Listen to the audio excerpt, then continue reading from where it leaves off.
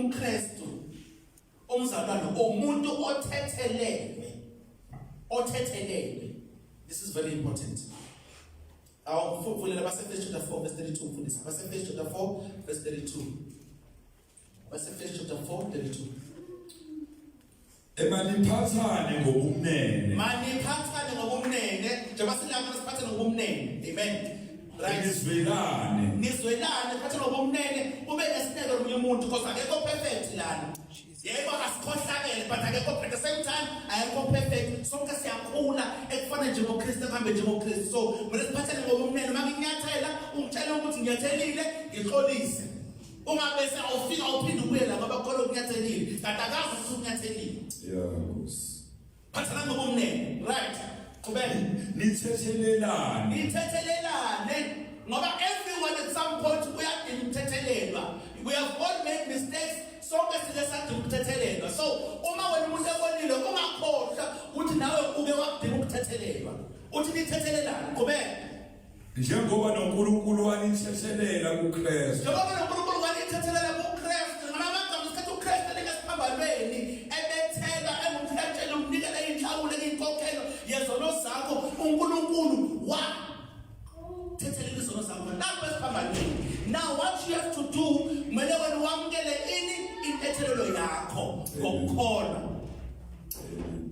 Ayimagama umamukela uKristu wamukela intethelelo yakho. Because isamaye itholakala kuye ungena phakathi kuye uzuyithole. Amen. Amen. Okay, basekola chapter 3 verse 13 please. Basekola 3:13. Let's go. Nibekezelelane sishele tayishilo ngale ayigqizelela la ya. Nithethelelane. Uma umuntu enesikhalo ngomunye. Umuntu esikhalo ngomunye ungayeke ukukhonza, ungayeke esontweni, ungamhleli uma nesikhalo nomunye ya. Njengokuba nenkosi yanithethelela nani yenzani njalo. So uNkulunkulu number 1 uyakuthethelela bese athi okay ngicela ulimsane mina manje wenze into ezini nawe thethelela. I forgave you, now live a life of forgiveness. Ukuthi wenzeni ubani wenze kangaki ukwenza amasibomo it doesn't matter uthi thethelela. And this actually umuzazi ukuthi wathi thethelela uzosheshe ukuthethelela futhi. Ungazi ukuthi i-unforgiveness amaqobenzana. You understand? Amen. So umzalwane umuntu othetheleleke makuthetheleleke lalelani bazalwane. This is very important. Before sisindiswa sesenza ziningi izinto esazenza. uNkulunkulu usithole sisezweni. We've made mistakes sabenza izono sestate senza inengiso phambi kaNkulunkulu. But masifika kuKristu Jesu sithethelelwe. Amen. Now lento leyo ke inzima ukuthi ikhona kwabanye abantu. Because umuntu acheck isono sakhe, acheck imuva lakhe, asivela asibuza amangalo ukuthi uNkulunkulu angavela ngithethelele. Ngiyenzanga lutho, uNkulunkulu angazange ngihlawulise. I need to do something to get forgiveness. No. The reason you get forgiveness is because khona okhokhile ngenani eliphezulu okuJesu Kristu okhokhe negazi lakhe. That's why uNkulunkulu wakwazi ukuthethelela. Amen. Now ngithi uNkulunkulu akayivusike indaba yesono ngasathethelela akavusi except mangabe ke kukhona into kumuva lakho ethinta ipresent yakho nekusasa lakho. Amen. For example, ngiyayithanda le example lena. Sababazana sebayas. Mama ngakesithi sesizweni ke ngamithisa ngaphika. Lengana ngondlo kuyondla. Sekusindisiwe ke manje ngamsizadla ngavuma ukuthi uJesu inkosi akhola ngenhliziyo manje.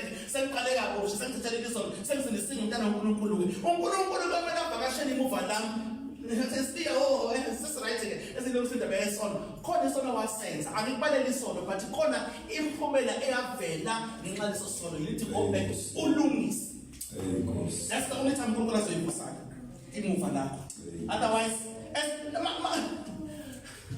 mangabe mhlambe bengamkhulumisa umama wakusemncane uma usaphila ngikhulumisa ngiyamzonda ngabe mhlangane noJesu ngomoya wokuthethelela kwakhe uzosibiya osalana laba ngamkhulumisi ngiyadinga ukuthi manje wena uhambe ukuyisana naye mina ngenzeni mfundisi lokho mina ngikuthi wena wazana nami owazi intethelelo yami owazi ubuso wami uthando lwami uhambe uyokhombisa uma wakho uthando. Jesus.